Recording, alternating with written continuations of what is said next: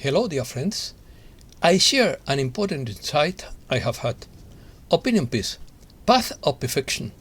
Holiness is beyond religion. There is no atheistic alchemy. There is no progress without morality. You cannot storm heaven. You can't fool God. No path without humility. No destiny without solidarity. No great work without divine grace. Connection with universal consciousness. There is no illuminative path without passing through the purgative one. In quotes, there is no feeling here, only enjoyment, without understanding what is being enjoyed. Let's start. Way of Perfection is the title of one of the books of Saint Teresa of Jesus, the Spanish mystic and writer who founded the Descalz Carmelite order. Along with Saint John of the Cross, she is considered the pinnacle of Christian experimental mysticism. The influence of a saint goes beyond the scope of his or her own religion, when the acceptance of his or her morality acquires universal components, like the founders of the great religions. The Carmelites are a religious order of contemplative life founded in the mid-12th century by hermits in the chapel of St. Mary of Mount Carmel in the Holy Land, where the prophet Elijah demonstrated the power of the Lord to the priests of Baal in the 9th century before Christ. A saint is a human being enlightened, or close to enlightenment and thus to universal love. Thus, it is a karma that determines his degree or her degree of spiritual purity, which can be verified by other saints by metaphysical means. Therefore, the goal is to enter into connection with universal consciousness. Holiness would be the natural state of humankind if it had not become so degraded. This planet could be holy and will be holy. To perfect is to finish a work entirely, giving it the highest possible degree of goodness or excellence. A saint is one of a special virtue and example. Saints are human beings noted in the various spiritual traditions for their special relationship to the divine or for a particular ethical elevation. Practitioners of Hinduism pay reverence to their gurus, saints or siddhas, spiritual masters of ascetic life. The recipe is always the same in all traditions: prayer, fasting, silence, meditation, and contemplation. In other words, ora et labora, or pray and work, and also study hard. Parable.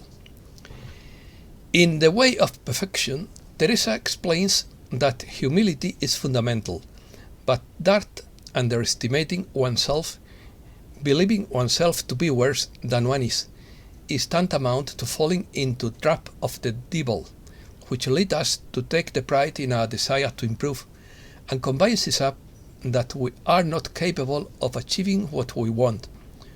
We are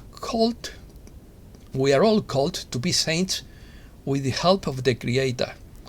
Or to put it another way, the truly humble must be content in the way the Lord leads him.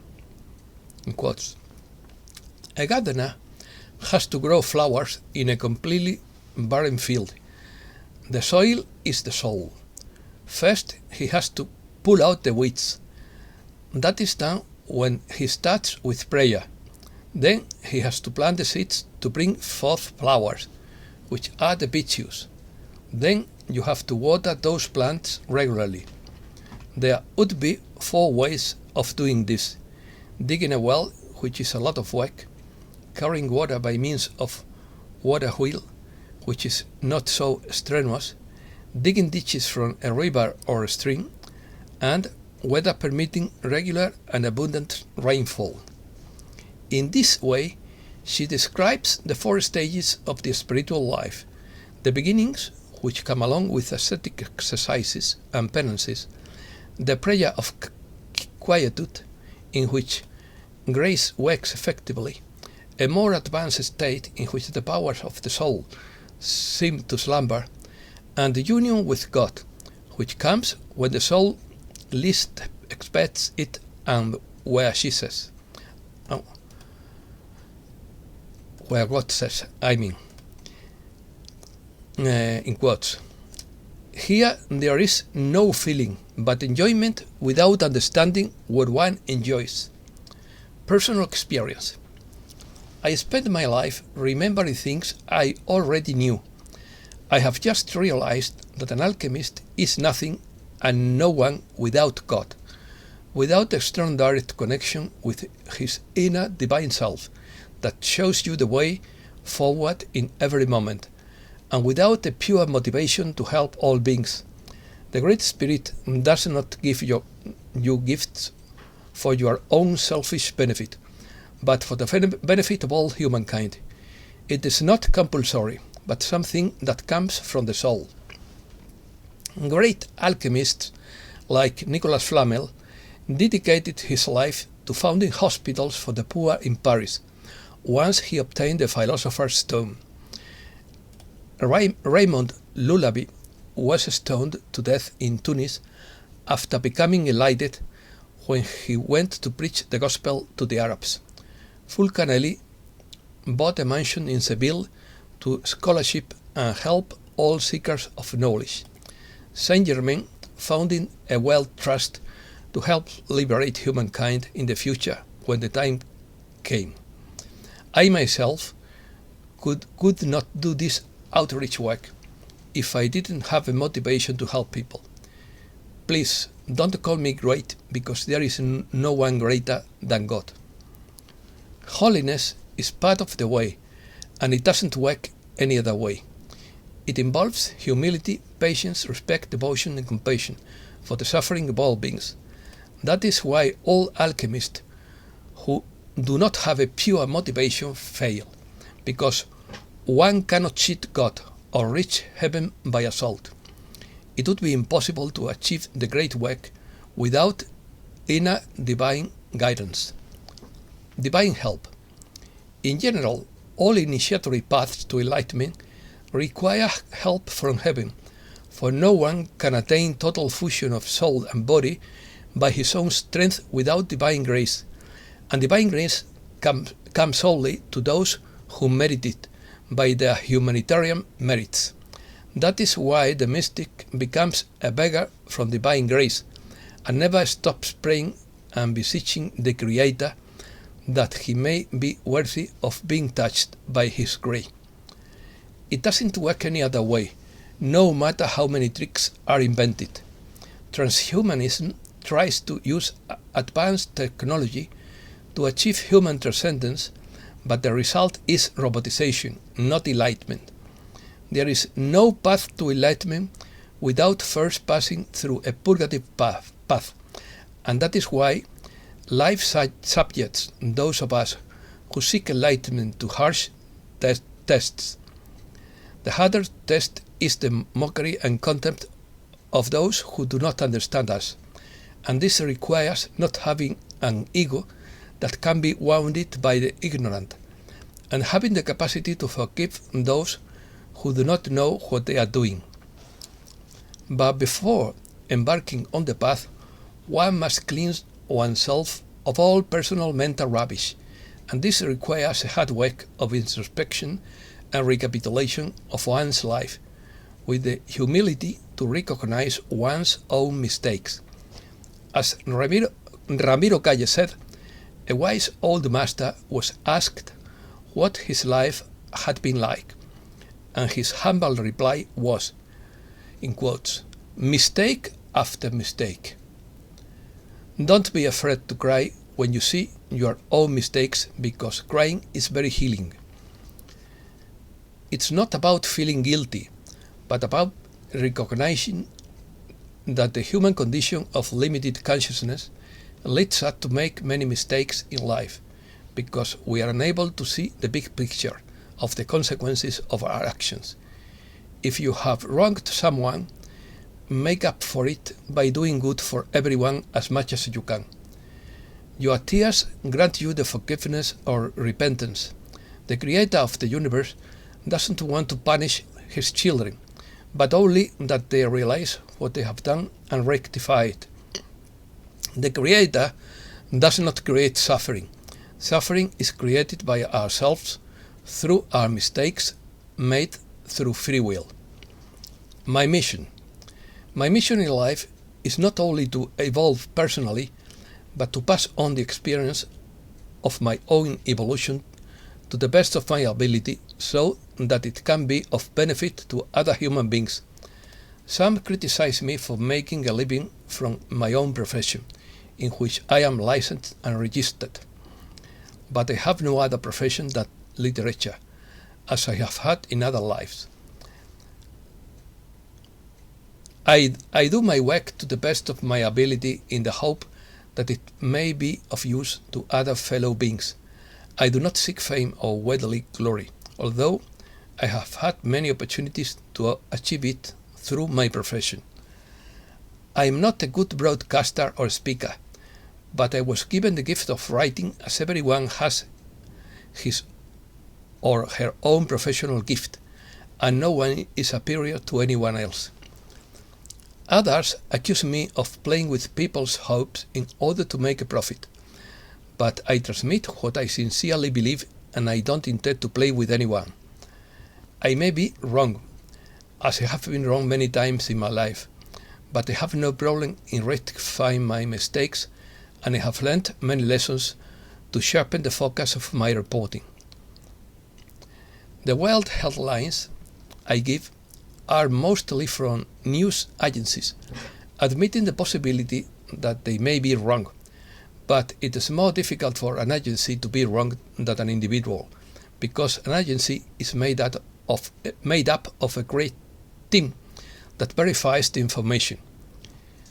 In the end, the important thing is that everyone does their job to the best of their ability, and that they do it out of vocation with the best desire to help their fellow man or woman, without excluding the possibility that they may make a mistake from time to time, because no one is infallible. Reset news. The world is in chaos. Riots in Belgium, Holland and Germany. Protests in Iran, Brazil and China. Unrest in Kazakhstan and wars in northern Syria and northern Iraq. Charlie Watt is very hopeful that we will have the military bill between now and the first week of December. Frankly, that would be the only way out of this mess. According to Mark Seder, there is a big difference this year compared to last year, all over the world. The BRICS have not come this far. Iraq is now in open talks to join the BRICS, along with the United Arab Emirates, Saudi Arabia and Dubai. This is very different from any time in the past.